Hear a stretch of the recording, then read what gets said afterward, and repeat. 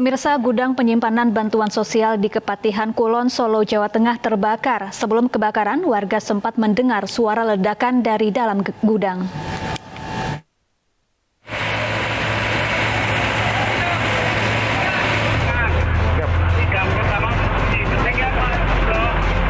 Api dengan cepat membakar rumah yang dijadikan gudang bantuan sosial di Jalan Kemasan 3, Kepatihan Kulon, Jebres, Solo, Jawa Tengah pagi tadi. Sebelum kebakaran, warga sempat mendengar suara ledakan dari dalam gudang.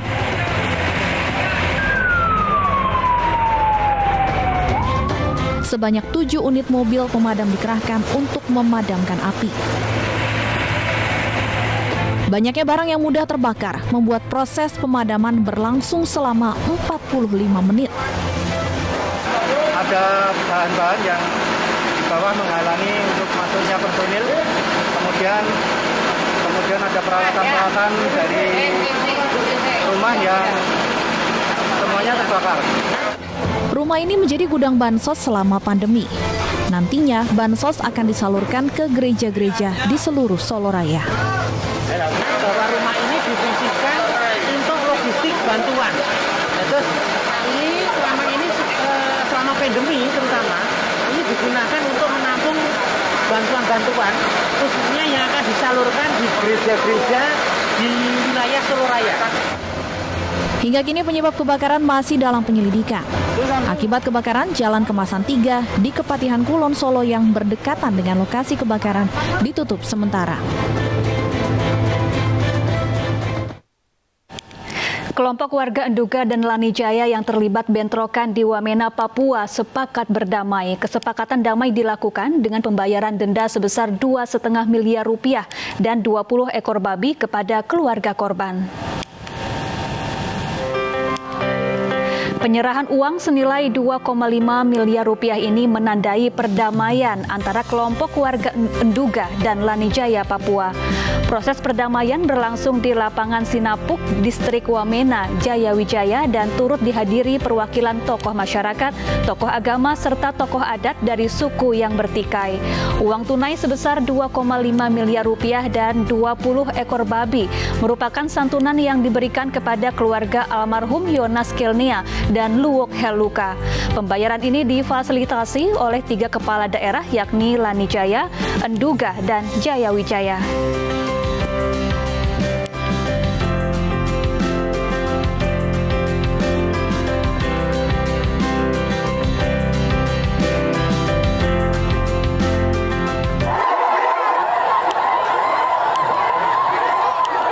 Sebelumnya, perang antar suku terjadi di Distrik Wuma, Kabupaten Jaya Wijaya, Papua pekan lalu. Konflik dipicu warga Enduga yang dibunuh oleh warga Lanijaya.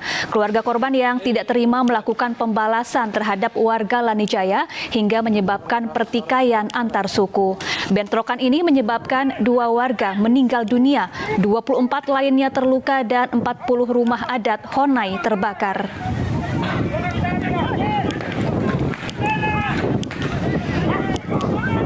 Pemirsa, warga menggerebek tempat pijat refleksi yang dijadikan sarang prostitusi di Depok, Jawa Barat. Sejumlah warga yang geram mencoba merusak lokasi tersebut.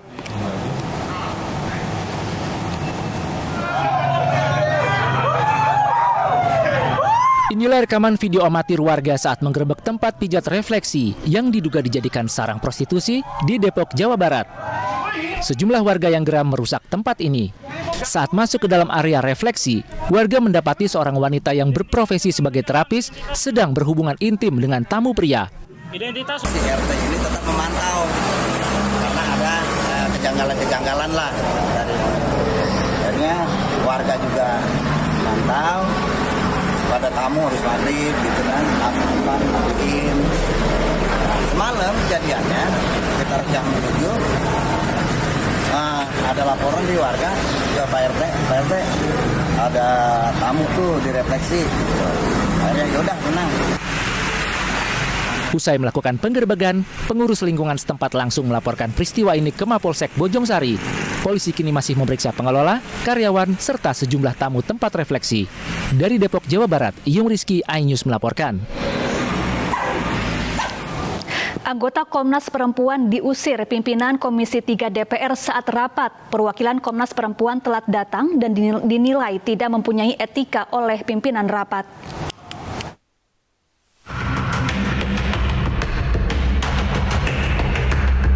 Rapat kerja antara Komisi 3 DPR dengan Komnas HAM diwarnai pengusiran anggota Komnas Perempuan yang datang telat. Wakil Ketua Komisi 3, Desmond Mahesa yang memimpin rapat, mengusir perwakilan Komnas Perempuan yang datang ketika rapat dimulai sekitar 20 menit. Maaf ya, Komnas Perempuan, silakan keluar ya. Kita rapat jam 10. Ya, silakan keluar. Anda tidak menghormati quorum. Ya, karena Anda telat, silakan di luar dulu. Langsung duduk, nggak ada etikanya. Ya, harusnya izin dulu. Silakan keluar.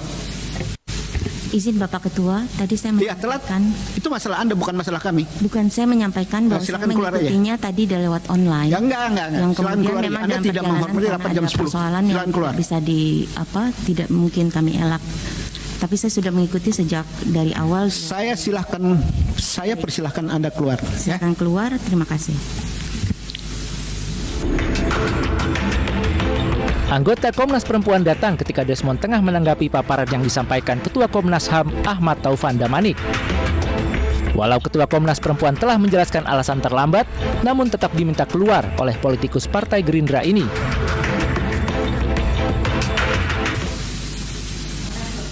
Ya, lain kali tolong tepat waktu ya. Dan masuk juga jangan nyelonong, ya. Harusnya kasih tahu sekretariat, boleh nggak masuk? Boleh, baru kita duduk. Ini kan ada etika parlemennya, Pak. Ya. Oke, lain kali kita akan perbaiki sama-sama, ya. Oke, silakan. Silakan. Terima kasih.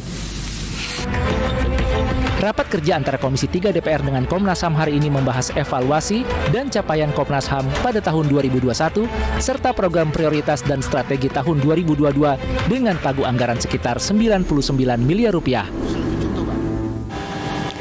Ketua DPR RI Puan Maharani menilai RUU Tindak Pidana Kekerasan Seksual mendesak diberlakukan.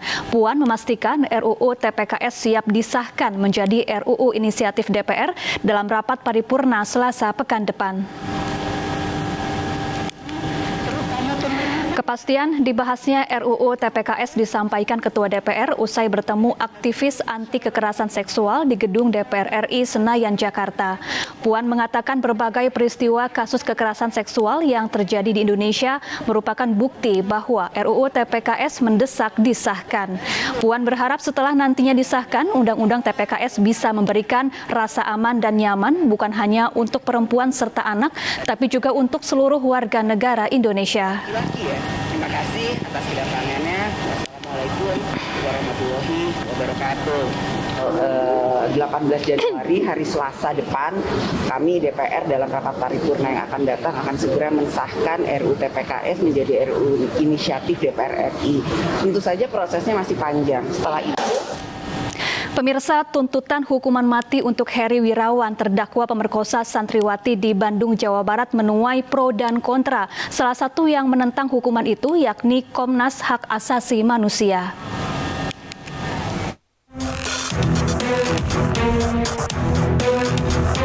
Tuntutan hukuman mati untuk terdakwa predator santriwati Heri Wirawan menuai pro dan kontra. Salah satu yang menolak hukuman mati itu datang dari Komisioner Komnas HAM BK Ulung Hapsara. Pihaknya menyatakan menentang hukuman mati untuk segala tindakan kejahatan termasuk kekerasan seksual. Komnas HAM menyebut penolakan itu untuk menerapkan salah satu prinsip hak asasi manusia yakni memberi hak untuk hidup. Heri Wirawan terdakwa kasus pemerkosaan 13 santriwati di Bandung, Jawa Barat dituntut hukuman mati dan kebiri kimia. Kepala Kejaksaan Tinggi Jawa Barat, Asep Mulyana selaku jaksa penuntut umum meminta majelis hakim membubarkan pesantren yang didirikan terdakwa. Kami juga meminta pada hakim untuk menjatuhkan pidana denda sebesar 500 juta rupiah. Subsidiar selama 1 tahun kurungan dan kemudian mewajibkan pada terdakwa untuk membayar restitusi pada anak korban yang total keseluruhan sebesar 331.527.186 rupiah. Kelima, kami juga meminta pada hakim untuk membekukan, mencabut dan membubarkan Yayasan Yatim Piatu Manur Huda, kemudian Parakan Saat, ya, kemudian Madani Boarding School, Pondok Pesantren Tafiz Madani, Yayasan Nurhuda Komplek Magasatwa, ya, dan kemudian merampas harta kekayaan aset terdakwa, baik berupa tanah dan bangunan, pondok pesantren, dan aset kekayaan terdakwa lainnya, baik yang sudah disita maupun yang belum disita, untuk dilelang, ya, dan hasilnya serahkan pada negara, SECU pemerintah Provinsi Jawa Barat. Kasus perkosaan 13 santriwati yang dilakukan terdakwa Heri Wirawan mendapat perhatian serius dari Presiden Joko Widodo. Presiden Jokowi meminta penanganan hukum terhadap Heri dilakukan secara tegas dan meminta agar memperhatikan kondisi korban. Tim Liputan iNews melaporkan.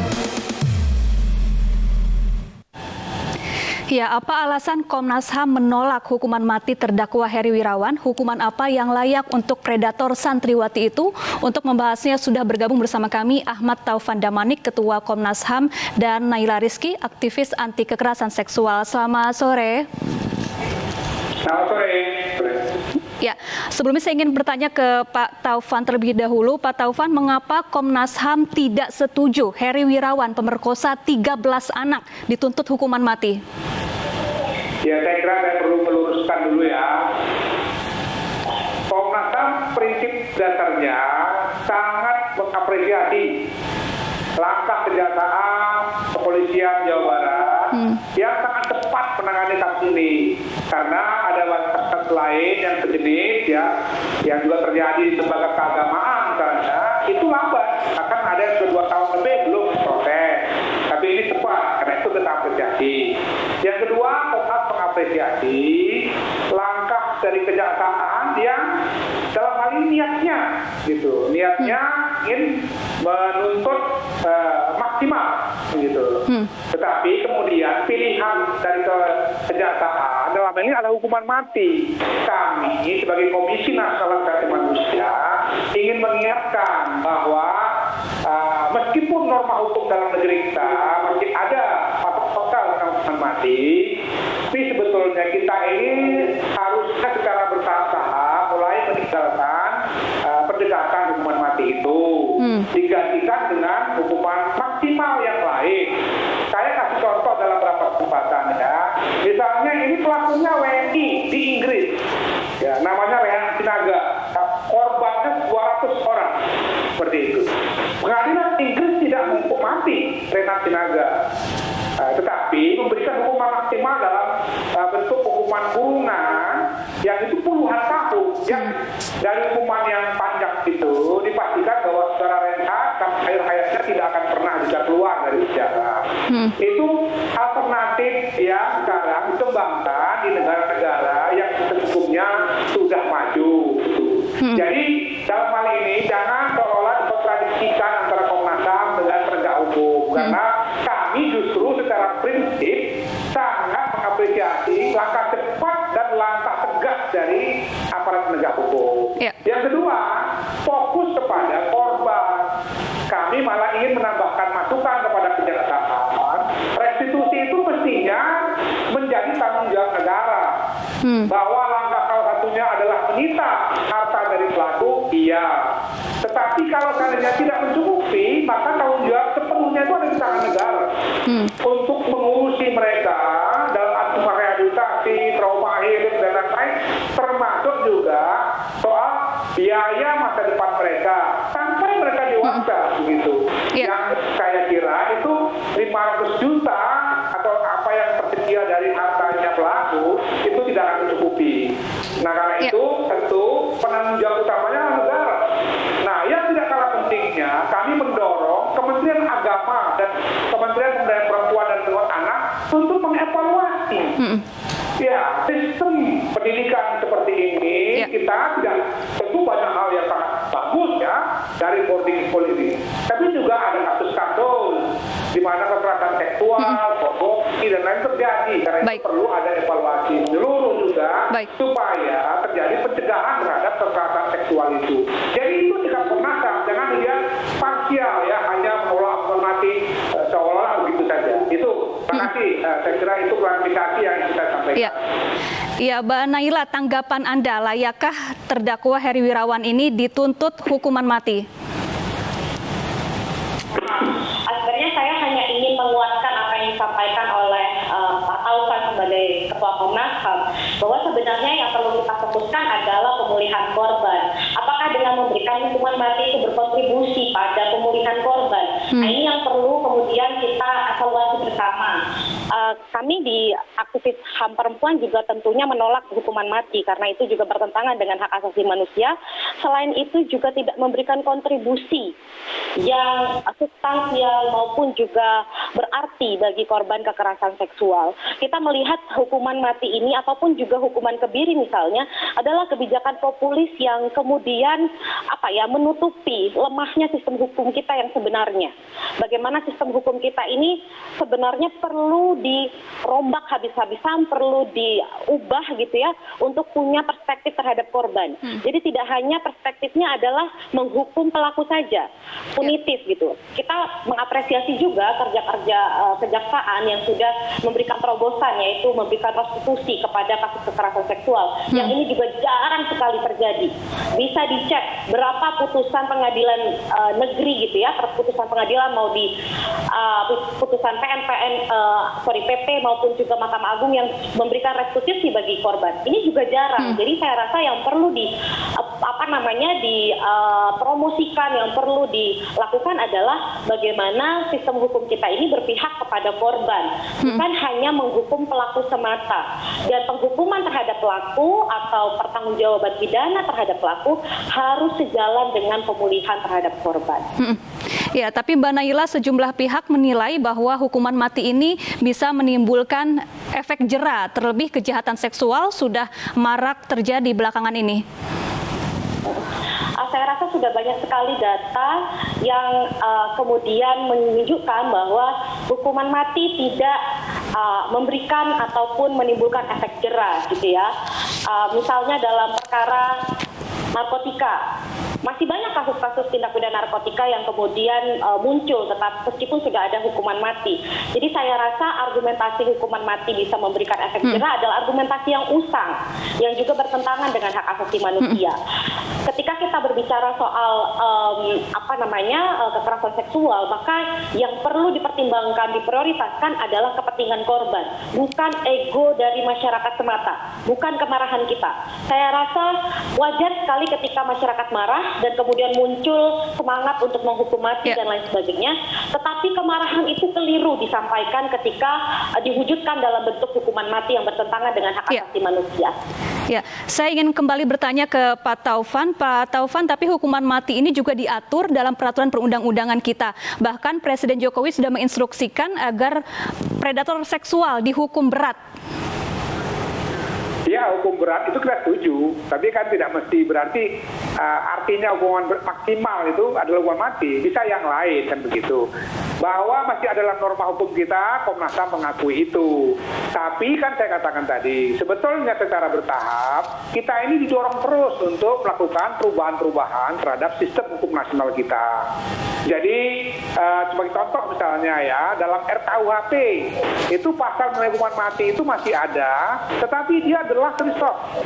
Jadi bukan dia serta-merta diterapkan. Yang kedua, kalaupun misalnya divonis, dia tidak juga serta-merta dieksekusi. Ada periode 10 tahun untuk review. Kalau orang itu mengalami perubahan perilaku misalnya, maka kemudian diturunkan hukumannya. Itu kan kemajuan ya. Dulunya nggak begitu, pasal KUHP-nya.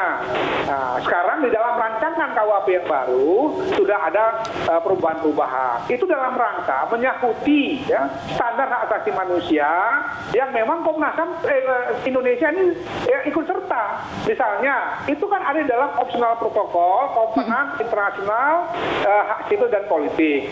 Kita sudah ratifikasi juga opsional protokolnya selain konvensi komponen pokoknya, yaitu komponen hak sipil dan politik. Jadi kita punya komitmen untuk pelan-pelan secara bertahap mengubahnya. Komnas HAM dalam hal ini bukan menginterupsi apa yang dilakukan oleh jaksa, tidak.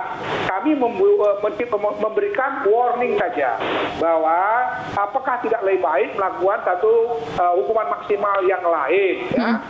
Bahwa masih ada norma hukum itu ya kita akui, ya karena itu ya tidak salah 100% itu jaksa mengajukan tuntutan hukuman mati karena memang ada pasalnya gitu. Tapi kan juga bisa ada jaksa melakukan terobosan. Seperti yang kita apresiasi juga ketika jaksa melakukan terobosan untuk restitusi. Yang itu belum pernah terjadi. Ini langkah luar biasa dari Kejati Jabar. Ya. Kita apresiasi dan harus berikan rasa hormat kita kepada Kejaksaan Tinggi Jawa Barat yang mengambil terobosan. Yang tadi saya apresiasi juga di awal adalah langkah cepat dari kepolisian dan kejaksaan. Di Jawa Timur, saya nggak usah sebut kasusnya, sudah 2,5 tahun itu juga dialami sama seperti ini dari institusi keagamaan, tapi belum ada tindakan tegas gitu. Baik Pak Taufan. Ya, baik, terima kasih Pak Ahmad Taufan Damanik, Ketua Komnas HAM, dan juga Naila Rizky, aktivis kekerasan seksual, telah bergabung bersama kami di iNews Sore. Pemirsa, iNews Sore masih akan kembali dengan sejumlah informasi menarik lainnya. Di antaranya, kabel listrik terbakar hingga menjuntai ke jalan raya di kawasan Pasar Rebo, Jakarta Timur.